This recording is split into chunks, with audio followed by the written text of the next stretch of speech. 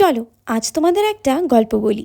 Last time যখন দিল্লি থেকে বাগডোগরা যাচ্ছিলাম, মাঝ ফ্লাইটেই আমাদের পাইলট অ্যানাউন্স করেছিলেন আমাদের ফ্লাইট থেকেই নাকি মাউন্ট এভারেস্ট আর কাঞ্চনজঙ্ঘা দেখা যাচ্ছে।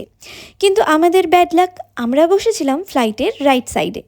তাই অপোজিট সাইডের জানালা দিয়ে দূর থেকে একটু দেখেছিলাম ঠিকই, কিন্তু ক্লিয়ারলি না।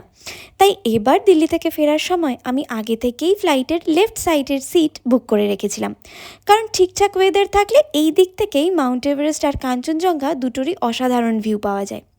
ফ্লাইট টেক অফ করার প্রায় 15-20 মিনিট পর থেকেই আমাদের মনে হচ্ছিল, আচ্ছা আমরা কি কিছু একটা দেখতে পাচ্ছি। কিছুক্ষণ পরেই ধীরে ধীরে চোখের সামনে খুলে গেল পুরো হিমালয়ান রেঞ্জ। প্রথমে অনেকক্ষণ ধরে দেখতে পেলাম মাউন্ট এভারেস্টের ভিউ, একদম নীল আকাশ, তার মাঝে বরফে চকচক করা পাহাড়। সত্যি বলছি, চোখ সরানোই যাচ্ছিল না। আর ওয়েদার যেহেতু এত ক্লিয়ার ছিল, ভিউটা একদম অসাধারণ আসছিল। তারপর বাগডোগরা এয়ারপোর্টে ল্যান্ড করার কিছুক্ষণ আগে দেখা পেলাম কাঞ্চনজঙ্ঘারও। আর সেই মোমেন্টে মনে হলো, হ্যাঁ, এই ফ্লাইট জার্নিটা এবার সত্যিই আমার জন্য কমপ্লিট।